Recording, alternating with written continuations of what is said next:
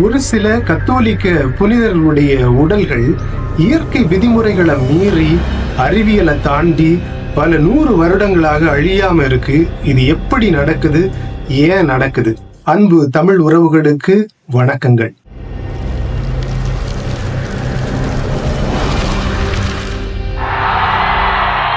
ஆயிரத்தி 500களில் இந்தியாவுக்கு வந்து கடவுளுடைய வார்த்தைகளை போதிச்ச புனித பிரான்சிஸ் சவேரியாருடைய உடல் 450 வருடங்களுக்கு மேலையும் இன்னும் அழியாம இருக்கு. 10 வருடங்களுக்கு ஒரு முறை மக்களுடைய பார்வைக்கு அவருடைய உடல் வைக்கப்படுவது வழக்கம். அதுவும் குறிப்பா இந்த வருடத்துல பாம் ஜீசஸ் ஆலயத்துல கோவாவில் வைக்கப்பட்டிருக்கு. பல நாடுகளிலிருந்தும் லட்சக்கணக்கான மக்கள் வந்து பார்த்து கடவுளை புகழ்ந்துட்டு போறாங்க. இது அறிவியல் விஞ்ஞானிகளுக்கு புரியாத புதிராதான் இருக்கு. புனித பிரான்சிஸ் சவேரியாருடைய உடல் மட்டுமல்ல, பல புனிதர்களுடைய உடலும் அழியாமல இருக்குது. இயேசுனுடைய 5 திருக்காயங்களையும் தன்னுடைய உடல்ல வாங்கின புனித பாதிரை பியோ, புனித பெர்னதத், சமீபத்துல உலகையை ஆச்சரியப்படுத்தின கம்ப்யூட்டர் செயின்ட் அருளாளர் கார்லோஸ் அக்விட்டிஸ், இவர்களுடைய உடலும் அழியாமலே இருக்குது. அப்படின்னா என்ன நடக்குது? இது அதிசயமா, அற்புதமா, இல்ல ஏமாத்து வேலையா, அல்லது வேற எதுவுமா?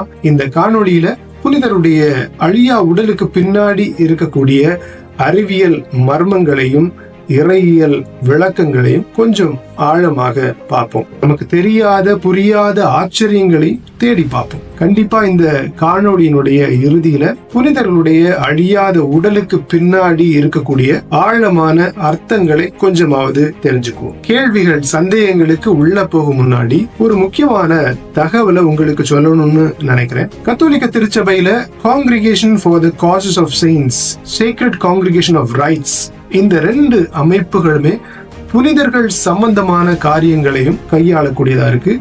3வது ஒரு ஸ்பெஷல் டீம். இந்த குழுவில் யாரெல்லாம் இருப்பாங்க அப்படின்னு பார்த்தா, போஸ்டுலேட்டர், மொத்தத்தையும் கண்காணிக்கக்கூடியவர்கள், எக்லிசியாஸ்டிக்கல் அத்தாரிட்டிஸ், அதாவது இறையியல் வல்லுநர்கள், ஃபாரன்சிக் பேத்தாலஜிஸ்ட், தடயவியல் நிபுணர்கள், ஹிஸ்டாலஜிஸ்ட், உடல் உறுப்புகளை பயோகெமிக்கல் என்விரான்மெண்டல் காரணிகளையும் ஆராய்ச்சி செய்யறவங்க இதுல இருக்காங்க, கெமிஸ்ட், வேதியியல் விஞ்ஞானிகள் இருக்கிறாங்க, ஆர்கியாலஜிஸ்ட், தொல்பொருள் ஆராய்ச்சியாளர்கள் இருக்கிறாங்க, கடவுள் நம்பிக்கை இல்லாத விஞ்ஞானிகள் உண்டு. இவங்க எல்லாருக்கும் மேல promoter of justice, devil's advocate, கிடைச்ச ஆதாரங்கள் எல்லாமே உண்மை இல்லை அப்படின்னு நிரூபிக்கிறதுக்கு கடுமையாக முயற்சி செய்யக்கூடிய, அந்த வேலை செய்யக்கூடியவர்.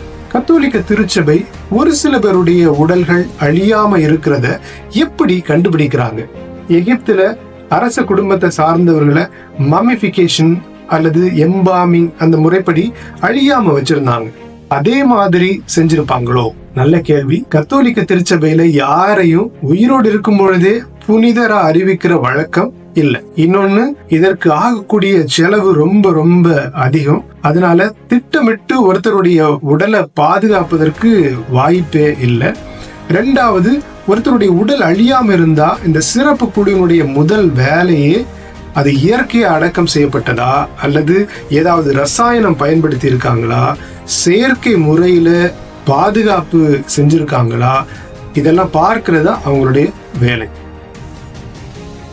அன்பு உறவுகளே, உண்மையை எல்லாருக்கும் சொல்லக்கூடிய எங்களுடைய எளிய முயற்சிக்கு உதவி செய்யணும்னா பிடிச்சிருந்தா லைக் பண்ணுங்க, ஷேர் பண்ணுங்க, சப்ஸ்கிரைப் பண்ணுங்க. வாங்க தொடர்ந்து பார்ப்போம். ஒருவேளை இவங்களை அடக்கம் செஞ்ச புதைச்ச இடம், கல்லறை ஸ்பெஷலா காற்று புகாத லோ ஹியூமிடிட்டி உள்ள இடமா இருந்திருக்குமோ? அப்படி இருக்கிறதுக்கான வாய்ப்பு இல்லை.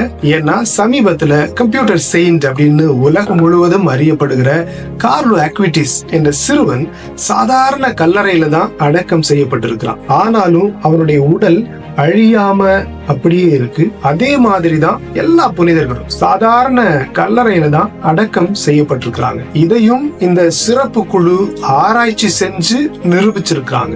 அறிவியல் விஞ்ஞானிகள் இத பத்தி என்ன சொல்றாங்க? அழியாத புனிதர்களுடைய உடலை திருச்சபையினுடைய சிறப்பு குழு மட்டும் ஆராய்ச்சி செய்யறதில்ல, பிற குழுக்களும் சந்தேகமுள்ள விஞ்ஞானிகளும் ஆராய்ச்சி செஞ்சிருக்காங்க. எல்லாருமே இது ஒரு ஆச்சரியமானதாகவும் அறிவியலுக்கு புறம்பானதாகவும் சூப்பர் சூப்பர் நேச்சுரல் நிகழ்வாகத்தான் பாக்குறாங்க. அறிவியலால விளக்க முடியாத ஒரு சில காரியங்கள் இருக்கு இல்லையா, அதுல ஒண்ணுதான் இது அப்படின்னு சொல்றாங்க. இந்த நேரத்துல ஒண்ணு ஞாபகத்துல வச்சுக்கணும், திருச்சபைய பிற மதங்களை சார்ந்தவங்க மட்டும் இல்ல, பிரிவினை சபை சகோதரர்களே கேள்வி கேட்கறதுக்கும் சந்தேகப்படுறதுக்கும் முதல்ல நிற்பாங்க.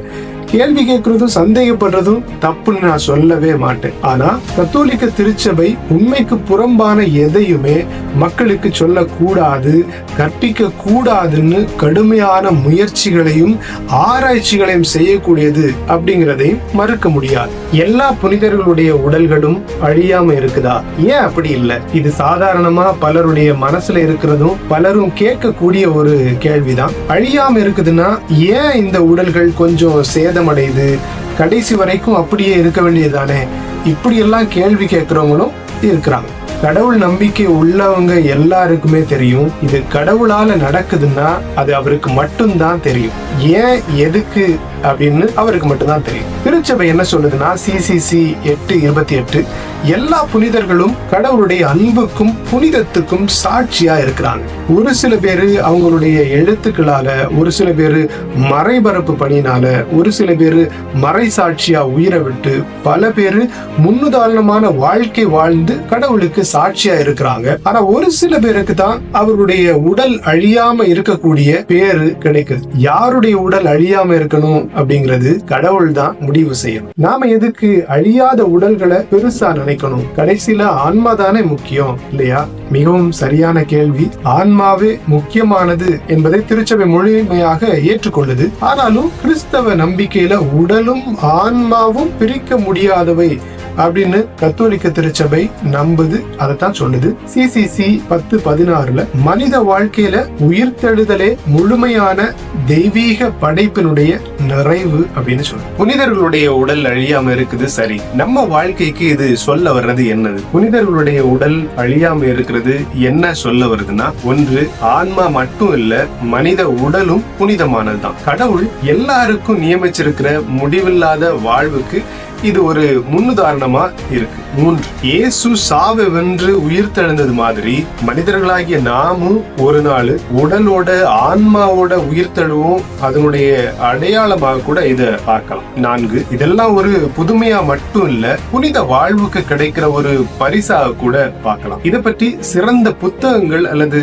ஆதாரங்கள் இருக்குதா? கண்டிப்பா. இதை பற்றி இன்னும் ஆழமா தெரிஞ்சுக்கிறதுக்கு பல ஆதாரங்கள் உள்ள நிறைய புத்தகங்கள் இருக்கு. அந்த தகவல்களை டிஸ்கிரிப்ஷன்ல போடுறேன், பார்த்து தெரிஞ்சுக்குங்க. ஒவ்வொரு புனிதருக்கும் ஒரு இறந்த காலம் உண்டு, ஒவ்வொரு பாவிகளுக்கும் ஒரு எதிர்காலம் உண்டு. யாருடைய உடல் அழியாம இருக்கணும்னு முடிவு செய்யறது கடவுளுடைய கையில இருக்கு. நம்ம வாழ்க்கை எப்படி நாம வாழ போகிறோம் அப்படிங்கிறது நம்ம கையில தான் இருக்கு. தூய வாழ்க்கை வாழ்வும், கடவுளை மாட்சிப்படுத்துவோம்.